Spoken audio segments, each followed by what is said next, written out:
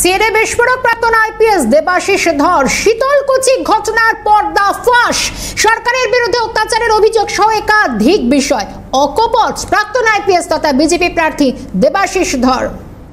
সদ্য আইপিএস থেকে তিনি অবসর নিয়েছেন, প্রাক্তন হয়েছেন, মানে তিনি আইপিএস অফিসার হিসেবে তিনি তার যে চাকরি সেখান থেকে তিনি ইস্তফা দিয়েছেন। তারপরেই ভারতীয় জনতা পার্টির হয়ে তিনি রাজনীতির ময়দানে বীরভূম থেকে তাকে প্রার্থী করা হয়েছে বিজেপির তরফ থেকে।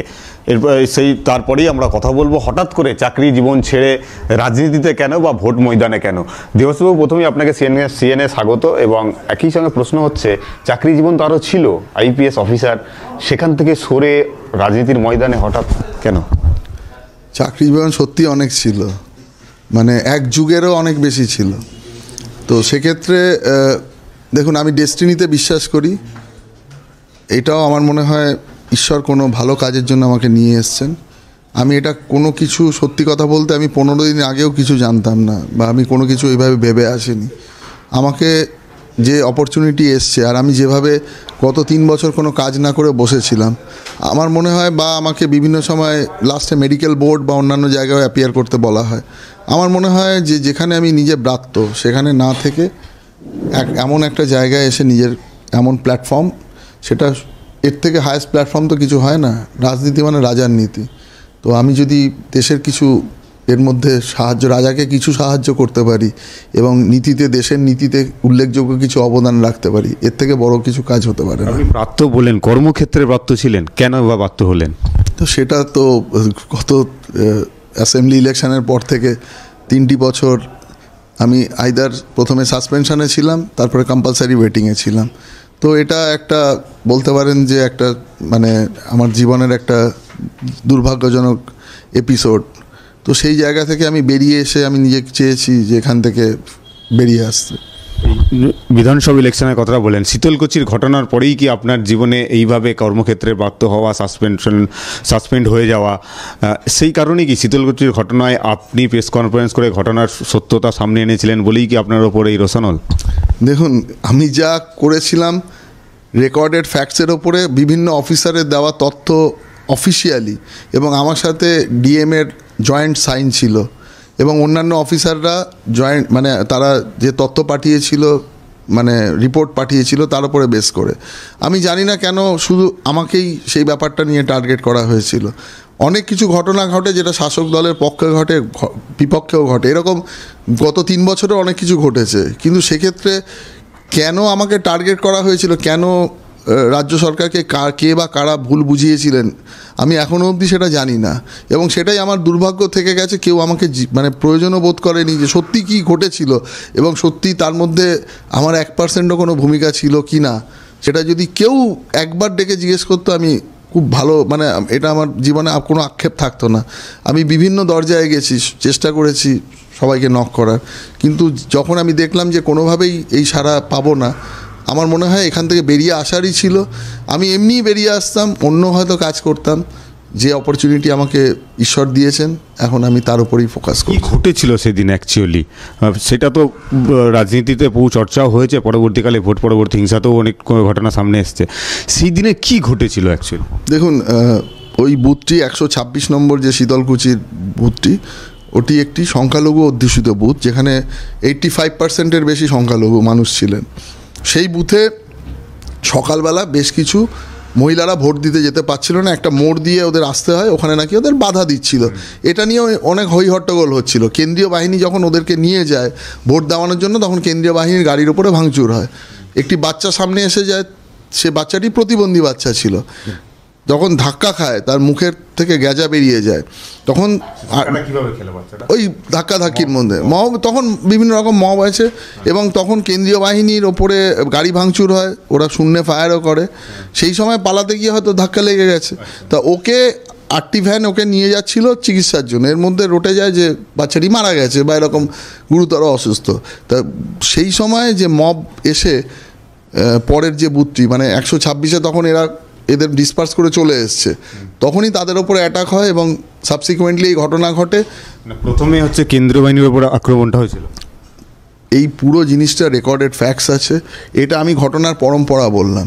এবং পরবর্তীকালে গ্রামবাসীরা ওই মানে রিউমারের ওপরে বা ওই বাচ্চাটির ওপরে যে ঘটনাটি ঘটেছিল তার উপরে, তা সেই তথ্যের ওপরে ভিত্তি করে এসে এদের উপরে অ্যাটাকটা করে, মানে কেন্দ্রীয় বাহিনীর ওপরে।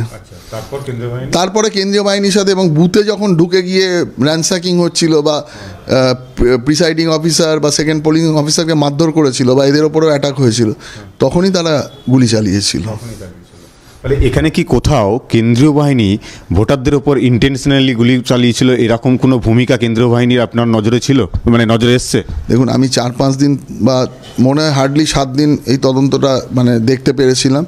আমি তার মধ্যে যতটুকু বিভিন্ন বিজ্ঞান ভিত্তিক তথ্য আনা সম্ভব, যেমন পিএম রিপোর্ট, ফরেন্সিকের জন্য পাঠানো বা অন্যান্য কিছু, সেগুলো আমরা যতটুকু পেয়েছিলাম আমি ততটুকু তদন্ত করেছি। কিন্তু পরবর্তীকালে এক্স্যাক্টলি মানে যেটা নিয়ে বিতর্ক যে ওরা কেন গুলি চালালো, সেই একদম সেরকমই পরিস্থিতি হয়েছিল কি না, তো সেটার জন্য তো তদন্ত চলছে। গত 3 বছর ধরে তদন্ত অলরেডি অনেক কিছু হয়ে গেছে। তো আমার কখনোই মনে হয়নি, দেখুন ঘটনাটি যে কোনো মৃত্যু অত্যন্ত দুর্ভাগ্যজনক, সে যে কমিউনিটিরই হোক না কেন, কোনোটাই সাপোর্ট করা যায় না। কোনো মানুষের, কোনো মায়ের কোল খালি হয়ে যাক, কোনো বাবা তার সন্তানকে হারাক, কেউ চায় না। কিন্তু যে ঘটনাটি কেন্দ্রীয় বাহিনীর সাথে ঘটেছিল, ভারতবর্ষের সংবিধানও তাকে কিছু স্বীকৃত ক্ষমতা দিয়েছে, ইলেকশন কমিশন দিয়েছে, ফলে সেক্ষেত্রে ওই ঘটনাটি না ঘটলেই মনে হয় ভালো হতো। তারপরে ঘটনা তদন্ত সিআইডির কাছে চলে গেল, সেই তদন্তে আপনাকেও তো অনেকবার হ্যারাসমেন্টের শিকার হতে হয়েছে। আমাকে 5 বার সাক্ষী হিসাবে ডাকা হয়েছিল, কিন্তু আমার মনে হয়েছিল সেটা মানে সাক্ষীর থেকে অনেক কিছু বেশি। তো সাক্ষী হিসাবে ডাকা হলেও মনে হচ্ছে যেন অভিযুক্তর মতো আপনাকে, আমার ঘন্টার পর ঘন্টা ধরে 7 ঘন্টা 8 ঘন্টা ধরে আমার মানে বিভিন্ন স্টেটমেন্ট রেকর্ড করা হতো, ভিডিওগ্রাফি হতো, আমার মোবাইল সেখান থেকে নিয়ে দেখা হয়েছিল যে আমি সত্যি যুক্ত আছি কি না। তো আমার মনে হয়েছে এই সমস্ত ঘটনা এমন একটা জায়গা আমার ভিতরে, মানে এটা আমাকে খুব নাড়া দিয়েছে। আমি তো একটা প্রশাসনের পার্ট, আমাকে কোনোদিন এইভাবে মনে হয় ট্রিট করা হবে, আমি সেটা খুব। বাড়িতেও রেড হয়েছিল? রেড হয়েছিল ওটি একটি ডিফারেন্ট কেসে, তবে আমার মনে হয় যে নিশ্চয়ই কোনো না কোনো ব্যাপারের সাথে, মানে দুটোর মধ্যে, মানে একটা ঘটনা হলো না আবার মানে এরকমভাবে চলে, মানে যে রেডটিও হয়েছে একটি মানে ডিসপ্রপোর্শনেট অ্যাসেট কেসে, যেখানে আমার মাইনাসে সম্পত্তির বা যার সাথে আমাকে অভিযুক্ত করা হয়েছে, দুর্ভাগ্যজনকভাবে তার সাথে আমার জীবনে কোনোদিন কোনো অফিসিয়াল কোনোদিন কোনো ট্রানজ্যাকশনও হয়নি। ঠিক আছে, একসাথে বসে আপনি চা খেয়েছি, ঠিক আছে, সেটা যদি মানে কোনোভাবে আমি জানি না কি হয়, এবং তার যে ট্রানজ্যাকশানগুলো ওনারা বুঝতে পারেনি, ওদের মনে হয়েছে। এবার মনে হওয়ার ওপরে যদি এইভাবে তদন্ত হয়, মানে খুব দুর্ভাগ্যজনক। এটা কি মূলত শুধু হ্যারাসমেন্ট করাটাই উদ্দেশ্য ছিল আপনাকে? দেখুন, আমাকে তো তারপরে আমি সমস্ত ডকুমেন্টস দিয়ে এসেছিলাম, আমি জানিও না সেই কেসের এখন মানে বর্তমান কি আছে, তবে কোনোদিন যেন এইভাবে কারো উপরে এইভাবে হয় না ডিএ কেস, অসম্ভব ব্যাপার। আর আমার সত্যিই কিছু মানে আমার সমস্ত ডকুমেন্টস গভর্নমেন্টের কাছে রয়েছে, আমি শুনলাম ওটা হয়েছে, তার উপরে হয় না কেস। আমি আরেকবার শীতলকুচি প্রসঙ্গে আসি। ঘটনার দিনে একটা অডিও ভাইরাল হয়ে যায় মুখ্যমন্ত্রীর সঙ্গে পার্থপ্রতিম রায়ের একটা কথোপকথন। এই অডিওটা লিক হওয়ার পেছনেও আপনার নাকি হাত ছিল বলে একটা সামনে আসে বলে। অডিওটা না আমি রেকর্ড করেছি, অডিওতে বলা ছিল এসপিকে ফাঁসাও, এর মাধ্যমেই আমরা জেনে যাবেন যে এই কী বলতে চাওয়া হয়েছিল। 2 নম্বর হচ্ছে, আবার বলছি আমি ওটা রেকর্ড করেছিলাম না, কাউকে ওখানে দায়িত্ব দিয়েছিলাম করার জন্য। আর আমি এটুকু আইনের প্রোটোকল জানি, আমি এর বাইরে গিয়ে কোনো কাজ করি না।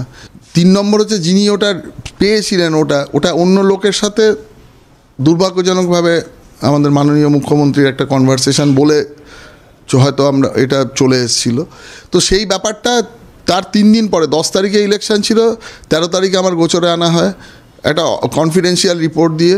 আমি অফিসিয়ালি ওটা ফরওয়ার্ড করে দিয়েছিলাম। 16 তারিখে যখন ইলেকশন কমিশনের বা ডিজির অফিস থেকে যখন লিক হয়, ঠিক আছে, সেটার জন্য কখনোই আমার তার জন্য সমস্ত রকম ডকুমেন্টস নিয়ে ওনারা দেখেছেন। আমার যদি ওটা করার উদ্দেশ্য হতো, কেউ অফিসিয়ালি ডকুমেন্টস দিয়ে এত বোকা কেউ নয় যে সেটা গিয়ে লিক করে, তাহলে আমার করা হতো আমি ওটা চেপে গিয়ে আমি অন্যভাবে করতে পারতাম।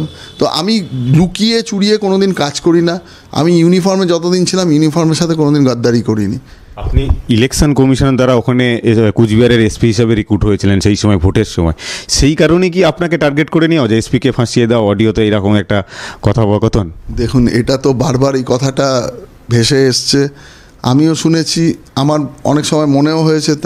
তো আবার আমি তো প্রশাসনে দেখুন এবারেও ইলেকশন কমিশন অনেককে রিক্রুট করবে, ওইবারেও করেছিল, তা পার্টিকুলারলি আমারকেই এইটা কেন করা হয়েছিল বা কে মানে সরকারের মাথাতে এটা দিতে সক্ষম হয়েছিল আজ পর্যন্ত আমি খুঁজে পাইনি তাকে। মানে এটা আমার সেই খোঁজটা এখনও চলছে। মানে আমার খুব দুর্ভাগ্য যে মানে যারা করেছিলেন তারা যে কতটা ক্ষতি করেছিলেন তার জন্য আমার ব্যক্তিগত জীবনে, আমার পরিবারে বা এরকম যেন কারোর সাথে না করে কতটা হয়েছে আমার। ইভেন কি আমি আমার 2-3 বছর প্রায় আমি কোনো আমার মেয়ে বা আমার মায়ের সাথে কোনো যোগাযোগ করতে পারিনি।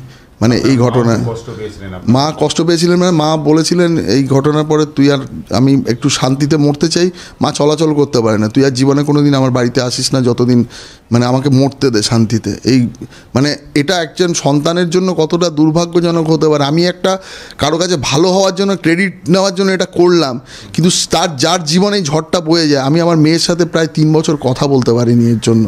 মানে এটা যেন কারোর সাথে না হয়, যে যত বড়ই আমি তার জানি না কি শত্রুতা করেছিলাম, আমি যত বড়ই শত্রু হই না কেন কোনো দিন এটা করবেন না।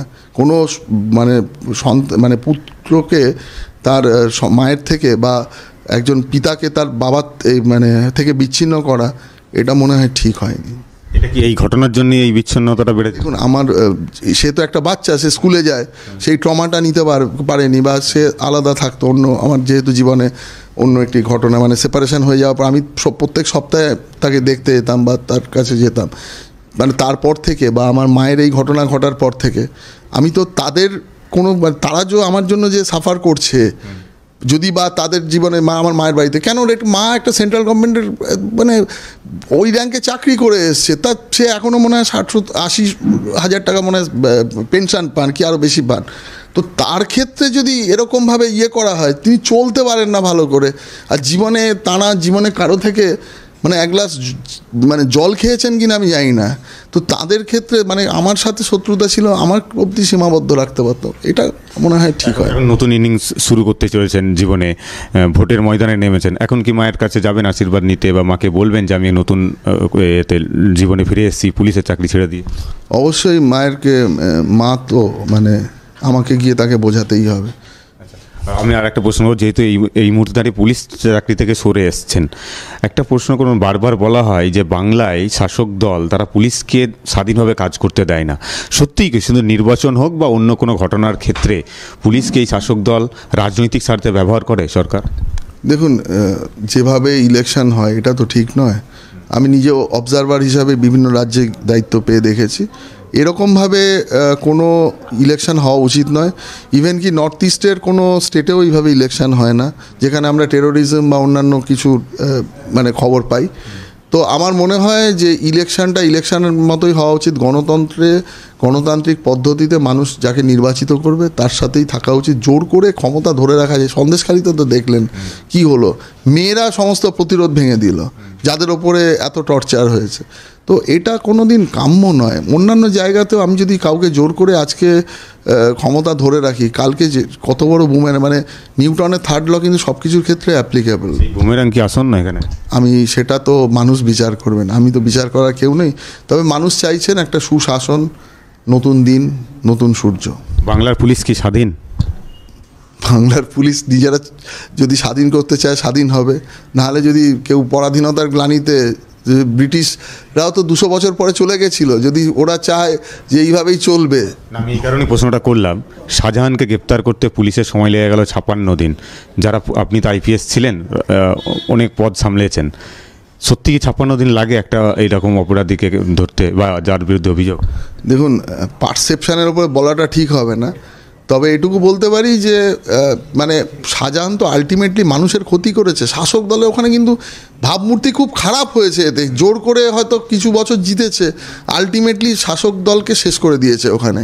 তো সেই রকম এই সমস্ত লোকজনকে আমার মনে হয় শাসক দলেরও পোষা উচিত নয়, এবং পুলিশ প্রশাসনেরও ওপর বোঝা উচিত যে আমরা যদি ক্রিমিনালকে আজকে মদত দিই, কালকে আমাদের ওপরও সেম চার্জ আসতে পারে। আইনের চোখে কিন্তু কেউ এর বাইরে যেতে পারবে না। পুলিশ কাজ করতে চাইলেও অনেক সময় করতে পারে না, বাধ্যবাধকতার কারণে পুলিশকে কোথাও পিছিয়ে আসতে হয়। পুলিশকে অতি অবশ্যই, সেটা তো অস্বীকার করার কোনো জায়গা নেই। হয়তো আজ পর্যন্ত যত সরকার পশ্চিমবঙ্গে এসছে, এই অভিযোগ সকলের ক্ষেত্রেই রয়েছে, কম বেশি রয়েছে, কিন্তু একটা এক্সট্রিম মানে স্তরে গিয়ে মানে এটা মনে হয় মানে এই রকম ঘটনা এটা কোনো দিন হতো, এই চরম গুড় বাতাসা, বোম মেরে দাও, একে মেরে দাও, এগুলো কি জিনিস? এটা তো দেখুন, আমাকে সংবিধানের স্বীকৃত প্রতিনিধি হয়ে আমি শপথ নিচ্ছি, দেশের আইনে গীতাতে হাত দিয়ে আমি শপথ নিচ্ছি দেশের আইনকে আপহোল্ড করার জন্য। আমি যদি এই কাজ করি, জীবনে আমাকে কোনো দিন মানে কেউ আমাকে ক্ষমা করবে বা মেনে নেবে? আজ না হয় কাল। আজকে দেখুন, সাম্রাজ্য তাসের ঘরের মতো ভেঙে যায়। আমি 500 কোটি, কারো শুনছি 1000 কোটি, 100 কোটি, কি করবে দিয়ে? কাকে কোথায় নিয়ে যাবে? উপরে তো নিয়ে যাওয়ার কোনো সিস্টেম নেই। আপনি চরম গুড় বাতাসা বা পুলিশকে বম মারা ডায়লগটা দিলেন, ডায়লগ যিনি দিয়েছেন বিখ্যাত লোক রাজনীতিতে, এখন তিহার জেলে রয়েছেন, অনুব্রত মণ্ডল। তার জেলাতেই আপনি প্রার্থী হয়েছেন বীরভূম কেন্দ্রে। আপনার বিরুদ্ধে শতাব্দী রায় 3বারের সাংসদ, 4র্থবার ক্যান্ডিডেট হয়েছে। লড়াইটা টাফ অনেকটা। অবশ্যই উনি 3বারের সাংসদ, যথেষ্ট এক্সপিরিয়েন্সড মানুষ, ওনাকে নিশ্চয়ই 3বারে জিতিয়েছেন। তার পিছনে সুনির্দিষ্ট তো কোনো কারণ আছে। এখানে দুটো পলিটিক্যাল পার্টির দুটো বিভিন্ন মতাদর্শের লড়াই। আমি ওনার সাথে আমার যথেষ্ট ব্যক্তিগত সম্পর্ক ভালো, আমি ওনাকে দিদি বলে ডাকি। ওনার সিনেমাও দেখেন? অবশ্যই দেখেছি জীবনে। ছোটোবেলায় তো উনি তো একটা মানে স্টলওয়ার্ড ছিলেন, এটা নিয়ে তো অস্বীকার করার কোনো জায়গা নেই। তো এটা কোনো ভাবার কারণ নেই। আমাদের দুজনের সম্পর্ক, আমি চাইবো দিদির কাছে আমাদের সম্পর্ক ঠিক থাকবে। যে জিতি যে হারি ওটা বড় কথা নয়, কিন্তু আমি চাইবো যে সুশাসন যেটা এস্টাবলিশ করার জন্য আমি যে লড়াই লড়ছি, হয়তো উনি মানসিকভাবে উনিও সেই মতে বিশ্বাসী, কিন্তু হয়তো মানে কারণে ইয়ে করতে পারেন না। কিন্তু অনুব্রত মণ্ডল বা ওখানকার যে রাজনৈতিক চরিত্র, যে হিংসা, মারামারি, খুনোখুনি, এরকম তো প্রচুর খবর সামনে আসে নির্বাচনকে কেন্দ্র করে। সেগুলো ট্যাকেল করবেন কি করবে? পুলিশ হিসাবে হয়তো একরকম ট্যাকেল করেছিলেন, আজকে রাজনীতিতে ভোট প্রার্থী হিসাবে কিভাবে ট্যাকেল করবেন? মানুষের পাশে সর্বতোভাবে থাকবো এবং আইনের আওতায় থেকে আমাদের যা যা করার করতে হবে, জিততে হবে। আর সব থেকে বড় কথা, রত্নাকরও তো কোনোদিন না কোনোদিন বাল্মীকি হয়েছিল, হয়তো সেই সময় এসছে এখন। কর্মজীবনে বীরভূমে কোনোদিন ছিলেন? অবশ্যই ছিলাম। আমি বোলপুরে এসডিপিও ছিলাম এবং কিছুদিন হেডকোয়ার্টারের দায়িত্ব ছিলাম। সেক্ষেত্রে তো অনুব্রত মণ্ডলের খুব কাছ থেকেই দেখেছেন কেমন নির্দেশ আসতো ওনার?